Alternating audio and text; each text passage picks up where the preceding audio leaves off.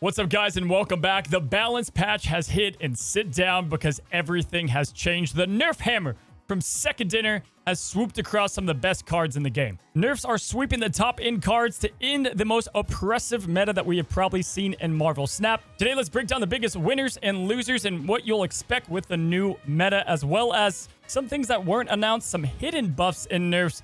We've got a lot to break down. Now, they did change the token shop. They have now made it to where everyone is getting 4 times more of the tokens, which is awesome for new cards. And you're going to have plenty of tokens to spin new cards on because now Pool 3 cards are not available for purchase.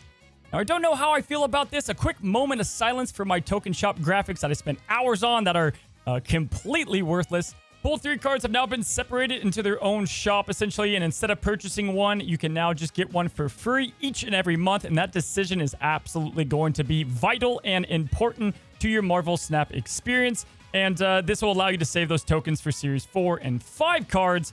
I do think this is overall a step in the wrong direction here. I don't like them having the ability to buy these cards, and now that has been removed completely, although it does help with the new card situation a bit more. We'll have to see how this works out over time. I'm not going to have a rash reaction to it, but I definitely don't love it. Let's go ahead and jump into those balance changes. So the first nerf we got is Thanos, taking him from a 6'11 to a 6'10, and this is a pretty minor change. He's going to functionally work the same. If you cheat him out of Lockjaw, you can still Shang-Chi him, and people didn't really play Thanos all that much anyway in the actual Thanos decks.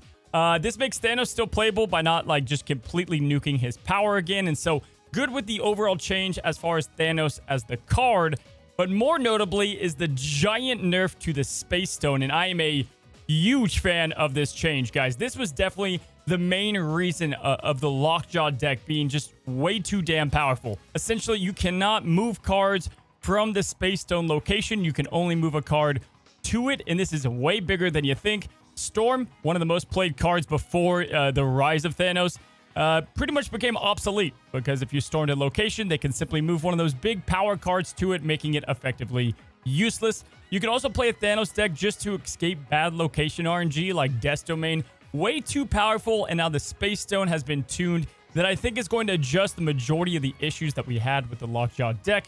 You can also not cheat up just any card, let's say America Chavez, and move her to another lane. You can only move cards to that lane. And then this also keeps the effect of helping a move deck out a little bit. Love the change here. Definitely by far the best way to go about it. And it should address, again, majority of the issues we had. QuinJet here got caught in the crossfires of the Thanos nerf, guys. And they have now reduced it only to a minimum of 1 energy is the lowest you can get something down to. And this is a bummer. I definitely think they should have only targeted Thanos' stones. Don't know why that wasn't the interaction. But apparently it was going to interfere with probably cards coming out in the future. And guys, this is a massive change, and I'm kind of sad about it. I like QuinJet as a card. You could do some tricky things with Moon Girl. Demon as a 0/6 demon, if you played the hood, had great value with QuinJet. But now it's going to definitely be going down a bit. This is actually much bigger than you think to go ahead and address Thanos and all the cheap power that he got for free via the Soul Stone, via the Power Stone. It definitely should make it a bit more difficult to spread that power out. Definitely pretty sad about this. Again, I don't want a card to affect future balance changes, but it just feels weird that they're kind of just hurting another deck archetype, let's say Devil Dinosaur, or other creative decks utilizing QuinJet instead of targeting like other issues, but we'll have to see how it all works out. Now, we thought it would happen, but Red Skull has now been nerfed as well, and this is obviously to address Shuri, and this is one that I've been waiting for, and I think they did a pretty good job here, but effectively, Red Skull is almost better in some situations. Now, if you do Shuri and you were to double Red Skull, he's going to be the exact same as his enemy cards are only going to get +1 power, but in turn, they reduced his overall power by 2. And so essentially, it was a 30 power card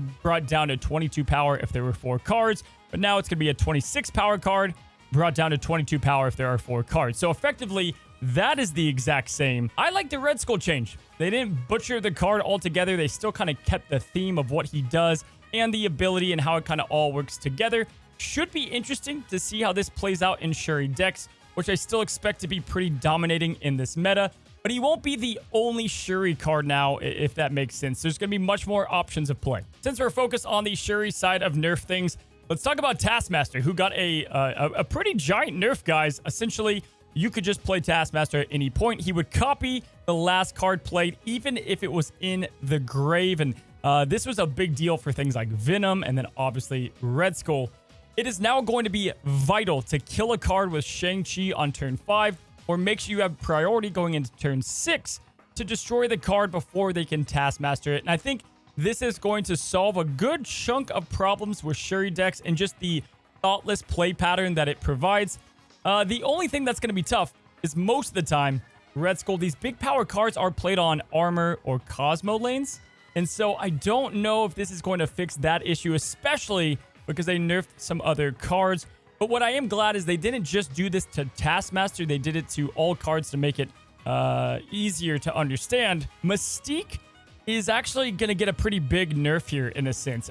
She can only copy a card if it's in play, and I can actually stand by this and say I've won a tournament match just recently because of a Darkhawk that got destroyed, and I still copied it with Mystqiue. And so this is going to be a bigger deal than you do think, because these cards do get destroyed from time to time. So playing Darkhawk early, playing Devil Dinosaur early can definitely hurt your Mystqiue now. So be on the lookout for that.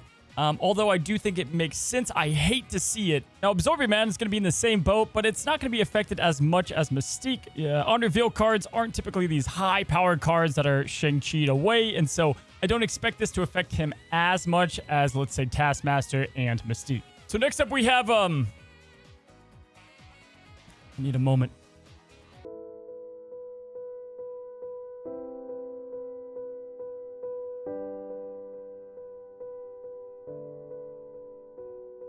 Look what they've done to her. The best card in Marvel Snap has been nerfed heavily. She is now a 5/8 from a 5/7. And instead of moving all the cards that were played, she now only moves the last enemy card played this turn to the location that you play her at. Now, it's not a leader treatment. It's not nerfed to the ground, but we definitely will see a huge drop in play from my favorite card in the game. And I get it. A lot of you in the comments, she's a disruption card. People don't love her, but I do think she's very necessary.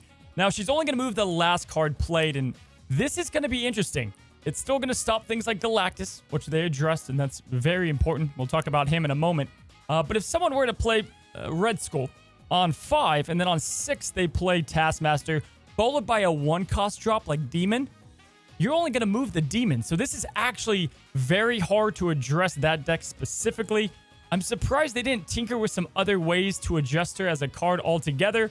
But in turn, she might have gotten a buff from all this too, because, you know, people aren't going to expect her as much later in a couple weeks from now. Let me know down in the comments below what you think about Arrow, and send your condolences there. I'll be reading them all. Now, they also brought down She-Hulk from a 6'10 down to a 6'9, and I'm actually pretty shocked by this. I don't think anyone really complained about She-Hulk. We all just knew she was one of the best cards in the game, and she's still going to be. This, you know, hurts a little bit. It took an amazing card down to a really good card that's still extremely versatile, and you want to put her in the majority of your decks. This is probably a fine change. I don't think this is going to affect all that much, and it brings her down a little bit to where she's not like an absolute auto-include. She's just a, you probably should put her in the majority of your decks card. So I do like when they put a really good card down a little bit, and there's still a really good card. Makes a lot of sense to me. But yeah, She-Hulk now a 6'10 to a 6'9. If you bought her with tokens, don't feel bad. You're still going to get the use out of her. I hate that there's not buffs in this patch. You got to bring in buffs of new cards when they nerf other cards. It's way more fun to play with new cards that can be playable than adjusting overpowered cards that we've already played.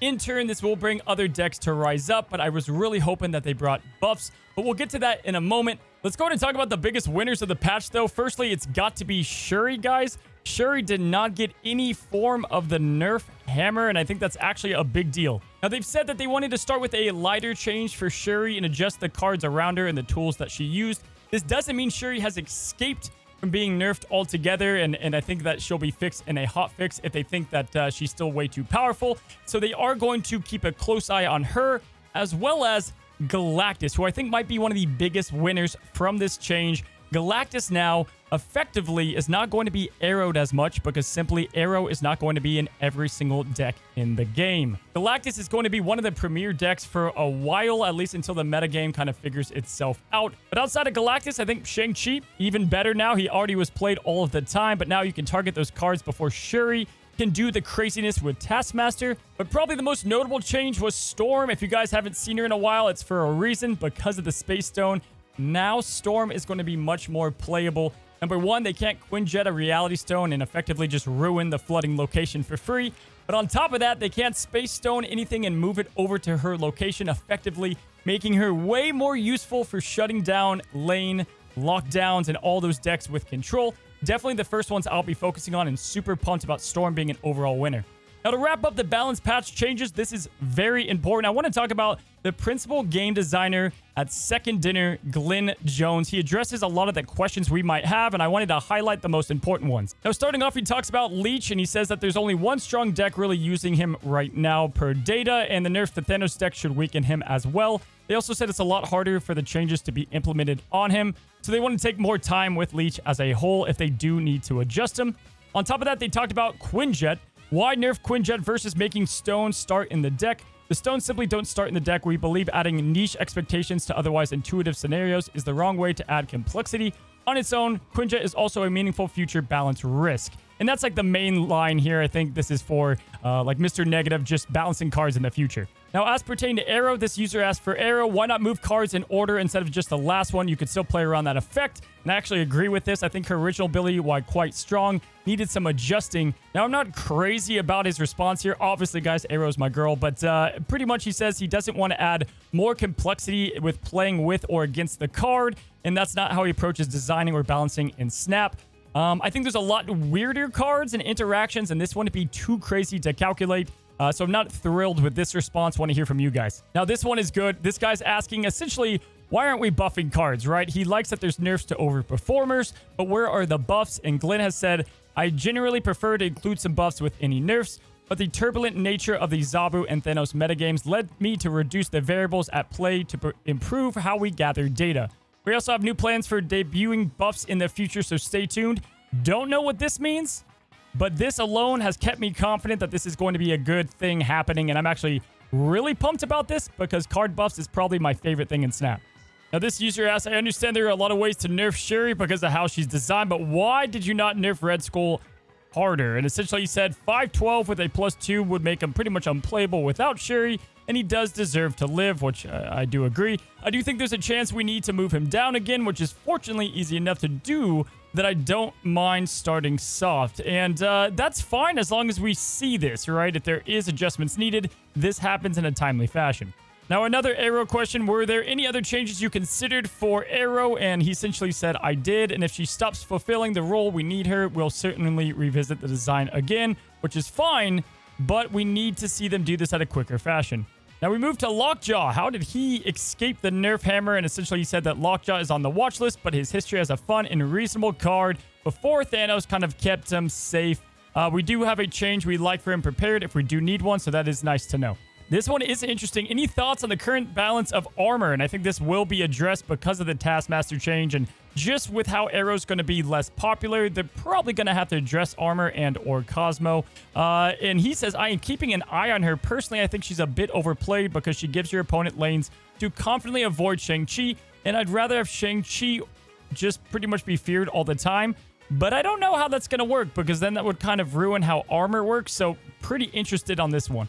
Now, for you movement fans, we finally have a question with an answer, and he has said, move is tricky. It is difficult to play with and against, but very fun. We don't want to risk consistent movement becoming the expected Snap experience. That said, I think move fans have plenty to look forward to this year. Can I get a hell yeah? This user asked, essentially, do we have to keep on waiting to get these balance patches every time there's a big patch, or can you do them like Zabu and Surfer? And essentially, that will be coming back. They had an issue with it. Now, we have Kraken Noel, great guy, asking a good question. Why is Crystal and Baron and these just terribly underplayed cards not buffed? And I want to know the same thing. Glenn has said, we have plans to strengthen a number of underplayed cards in the future. Stay tuned, and color me probably the most happy from this one sentence right here. Very excited to hear what this is going to be. Now, also addressing Arrow, I actually think this is very interesting. He's talking about Arrow versus Galactus and then the niche cases of Wasp and Yellow Jacket and those trivial hoops. I think that was a good response. That's part of why we weakened She-Hulk. We prefer Arrow be more like a big Polaris or Juggernaut than a diet leader, and thus making room for other cards. That's somewhat a fair point. I do like what they're trying to make out of Arrow here, but again, it was just very swift compared to the lighter nerfs that, let's say, Shuri got. Now, this user just talks about how Galactus is probably going to be absolutely insane, in which Glenn says we considered both these things and we're paying close attention. So they've got their eyes strongly on Galactus. Keep that in mind before you buy him. Now, let's go ahead and wrap a bow around these buffs and nerfs and get to the ending here. Again, they adjusted some stuff on Morbius and Null. I'll let you guys pause the screen and read these, but nothing too crazy, just updating how ongoing cards work. Widow's Bite has been adjusted via text, and I think this is actually good. I knew this happened, but it's nice that they have changed it. Essentially, if you won Asgard and you had a Widow's Bite in hand, you weren't going to get those cards, but the card didn't really read as such, so they have changed that. A lot of bug fixes, nothing hidden this time like the Absorbing Man buff of last time. And for those that want to be excited about it, because I think it's actually pretty cool, we have a new Variant Rush, which I think they should have these on a rotation. I think we should get these all the time, keep the game fresh, and people unlocking new variants. But this one will be focused on the steampunk era, and some pretty solid variants here. Excited to get these unlocked, so do be on the lookout as you unlock your caches. So there you have it, the balance patch of one of the most impressive metas in Marvel Snap. We're gonna have to see how things shake out. We want to give it time, like all things. Again, things at first glance might seem a little crazy. We want to see how it all kind of flushes out. I want to thank you guys for coming by. We'll be having a lot of deck guides this week, as well as things addressing the new meta and what cards and decks to play. If you're looking for that, you can go ahead and subscribe down below. And until the next one, have a good one. Have a great one. Happy snapping.